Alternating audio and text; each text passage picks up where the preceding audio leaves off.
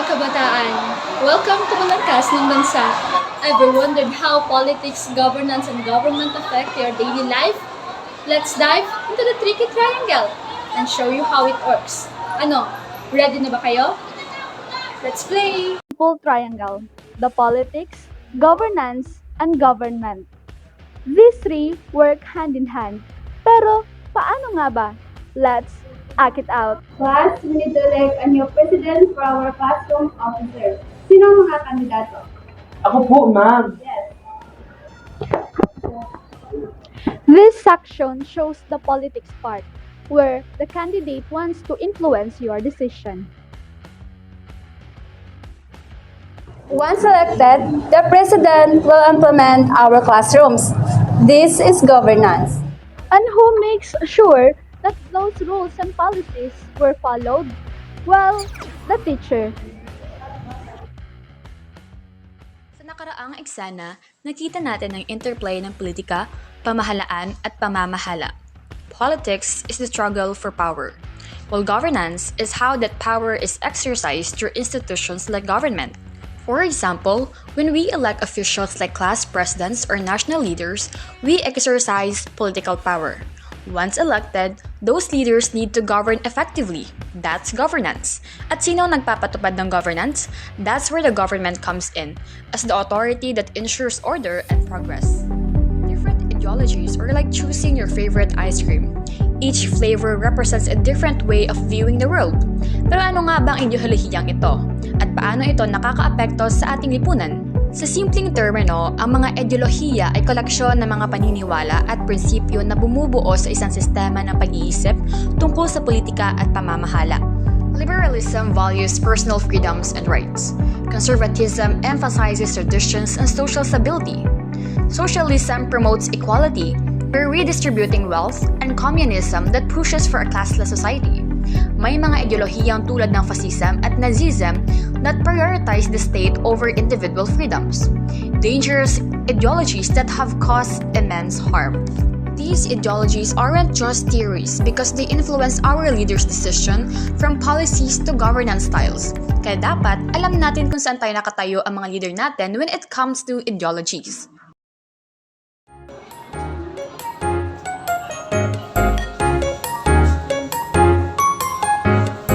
Political is revolutionary guys. So, what are your orders? Liberalism is good for me. I like my rights, freedom, and gold. I like conservatism, I like tradition, classic, without flavor of it. Our socialismo, everyone should get a school. Equal na equal. Then, communism, but make it no scoop. Walang bati-baso, walang naman. What if fascism? Huwag na lang kayo mag-order. Kami na lang ang magde-decide. We have just seen how power plays out in different situations. But what is power exactly? And how is it used in governance? Let's take a closer look. Coercive power is about control through threats, while broad power motivates people by offering incentives. Legitimate power is when someone has recognized authority, like president or a mayor. On the other hand, expert power is based on knowledge and skills, like following someone who really knows their stuff. And referent power? That's when people follow someone because they admire or respect them. Pero mahalaga rin natandaan natin ang consequences ng power, positive or negative. It can bring about social change, or if abused, it can lead to oppression and inequality. Power can be good or bad, depende sa gamit. Kaya naman, let's act it out kung paano nga ba ito nangyayari. I am the boss here. You have to do what I say. That's legitimate power. If you do well on this project, you'll get a good bonus. That's reward power. Listen to me. I've been here for 10 years, and I know exactly how this is done. This is expert power. People follow me because they admire me. That's referent power. Fix this, or else you're fired. That's coercive power. Now, let's clarify the difference between a state and the nation, and how globalization impacts the Philippines. Unahin natin ang state. A state has the four elements: the sovereignty, people, government, and territory. The territory is the land that belongs to the state. Think of it, the physical space where the rules apply. Sovereignty means the state has the ultimate authority within its borders. Walang ibang bansa ang maaaring maghimasok sa pamahalaan natin. Then, of course, the people. Citizens of the state are crucial as they make up the population and carry out the nation's culture and values. Finally, the government is a structure that maintains order and implement laws. Without it, a state would not function effectively. In short, a state is defined by its territory, the authority it exercises sovereignty, the people it governs, the government that enforces its rules.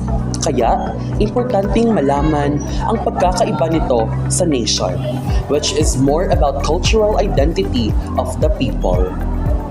Globalization is the increased interconnectedness ng bansa sa isang karating na bansa, from economy, politics, or even culture.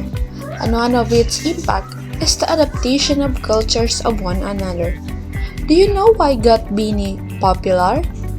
Because it suits the pop taste of K-Pinoy of our country.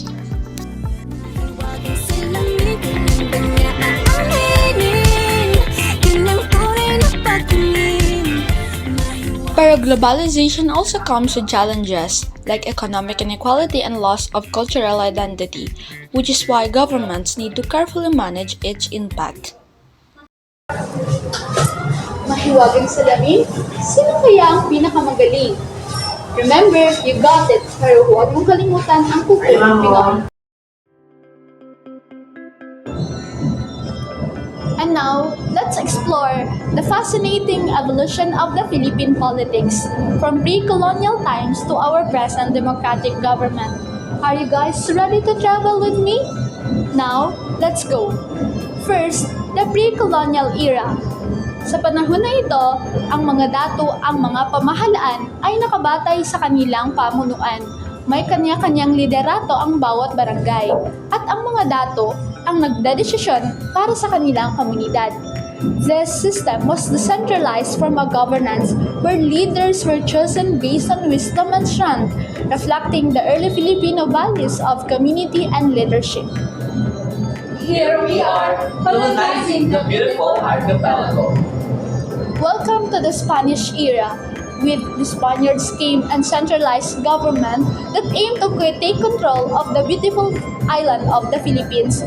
Pero hindi nagtagal, nagkaroon ng pag-aaklas laban sa kanila. The Philippine Revolution marked a significant shift. Ang katipunan na pinangunahan ni Andres Bonifacio ang nagpasimula ng laban para sa kalayaan. Sama-sama tayo para sa kalayaan.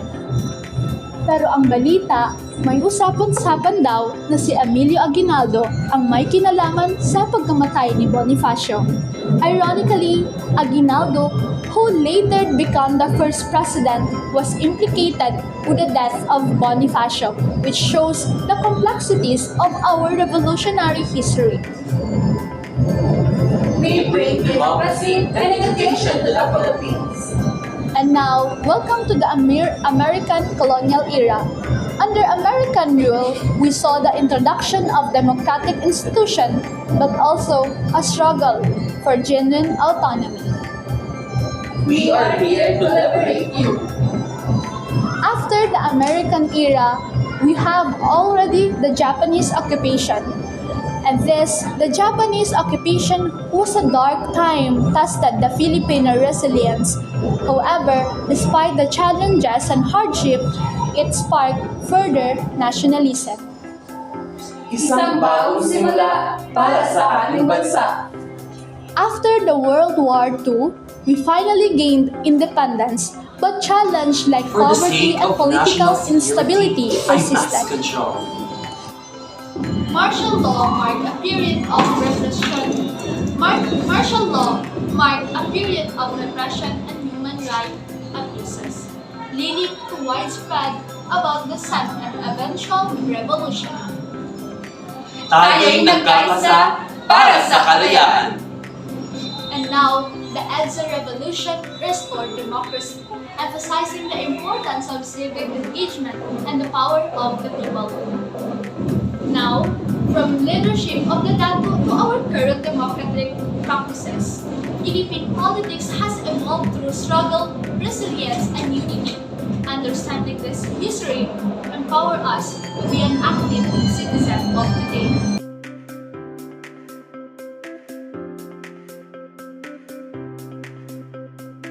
Lastly, let's break down the powers of the Philippine presidents. Today, I am signing a new law. Leader commands a national defense. That is executive power. That's military power. The president is heading to a diplomatic meeting. That's diplomatic power. And I've just been appointed to a high government position thanks to the power of a president who appointed me.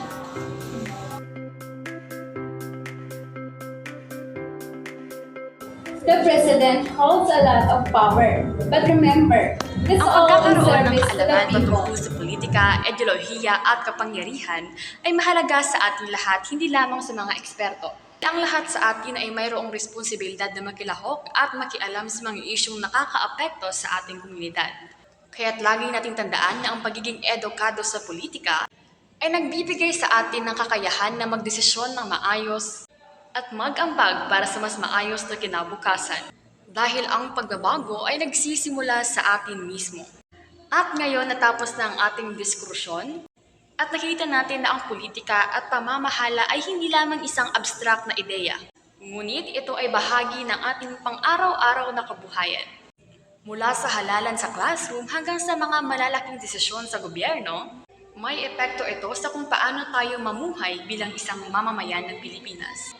Sa huli, laging tandaan ang edukasyon sa politika at pamamahala ay hindi lamang tungkol sa kaalaman, kundi sa pagsasabuhay ng ating responsibilidad bilang isang aktibong mamamayan. Yun lamang po, maraming salamat.